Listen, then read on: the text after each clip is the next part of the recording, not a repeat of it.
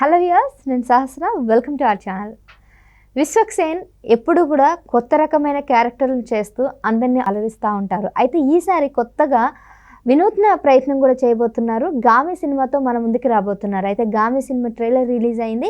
ఈ సినిమాలో చాలా ఇంట్రెస్టింగ్ ఎలిమెంట్స్ అన్నీ ఉన్నాయంటే దాని గురించి ఇప్పుడు హేమసుందర్ గారు మనతో మాట్లాడతారు.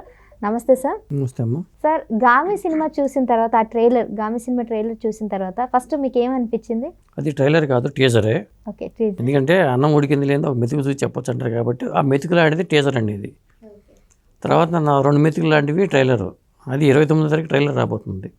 అంటే టీజర్తో ఈ సినిమాలో కంటెంట్ ఎలా ఉండబోతుంది అనేది హింట్ ఇస్తారన్నమాట. ఆ హింటు ఇదే నీ సమస్యకు పరిష్కారం అంటూ ఒక మ్యాప్ను చూపించేయటం, బహుశా హిమాలయాలకి అతను వెళ్ళటం అనేది మనకు అర్థమవుతున్న పాత్ర పరంగా చూసుకుంటే విశ్వక్సేన్ పోషించిన పాత్ర శంకర్ పాత్ర.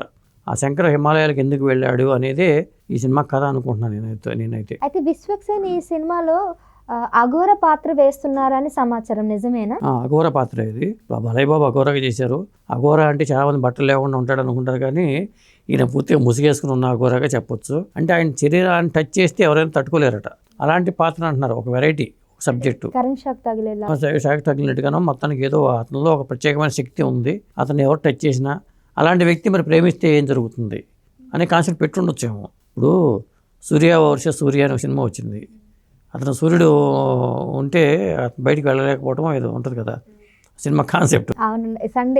సన్కి తగిలితే ఆయన అదో కొత్త కాన్సెప్ట్.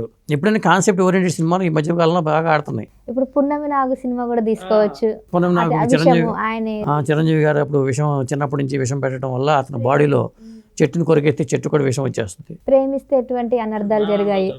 ఇతనిలో అఘోరా కూడా మరి అతనికి మనసు ఉంటుంది. అతను ప్రేమలో పెడితే ఏం జరుగుతుంది, అతని బాడీ మరి తట్టుకోలేదని చెప్తున్నాడు. కాబట్టి నీ సమస్య పరిష్కారం ఏంటంటే హిమాలయాలకు వెళ్ళమని చెప్తున్నట్టుంది. అతను ఈ సినిమా పరంగా చూసుకుంటే లొకేషన్స్ కూడా కాశీ హిమాలయాల్లో ఎక్కువ షూట్ చేశారని సమాచారం. కానీ అంటే విశ్వక్సేన్ గారు ఇంతకుముందు చేసిన క్యారెక్టర్స్ అన్నిటికీ చాలా భిన్నంగా ఉంది కదండి ఇది. ఖచ్చితంగా. మరి అంతవరకు వెళ్తుంది అంటారా?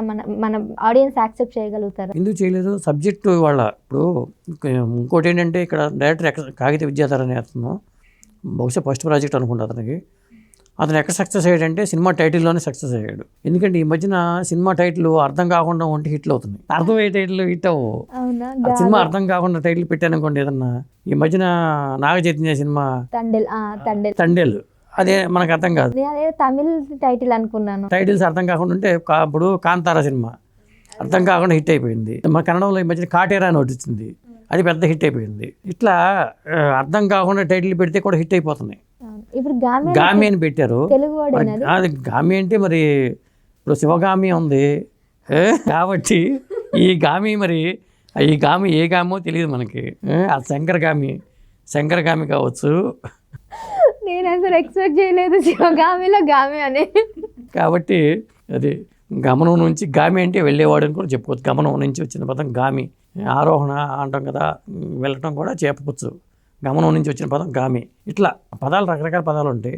మరి ఈ గామి ఏ పదం పెట్టారో తెలియదు, కానీ మొత్తానికి జనాలకే తెలియదుగా. జనాలకి ఏంటంటే అర్థం కాని బయటలు పెట్టుకుంటే కొంత సినిమా అర్థం చేసుకు ఏదున్నా కానీ ఓహో ఇదే అనుకుంటారు.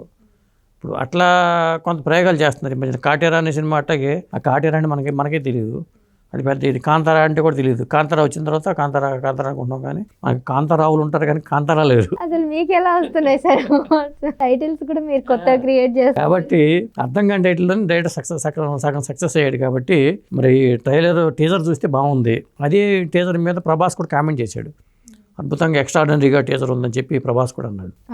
కాబట్టి టీజర్ పరంగా మనకి 1 minute ఎంతో టీజర్ ఉంది. ఆ టీజర్లో కొంత క్లుప్తంగా లైన్ అయితే చెప్పారు. అతను మ్యాప్ చూపించి ఒకటి ఈ సమస్యకి ఇదే పరిష్కారం అంటూ వెళ్తున్నాడు. కాబట్టి శంకర్ అనే వ్యక్తి హిమాలయాలకు ఎందుకు వెళ్ళాడు, అతను ఎదుర్కొన్న సమస్య ఏంటి, అతనుకున్న సమస్య ఏంటి, ఇవే చెప్పుంటాడు గామిలో.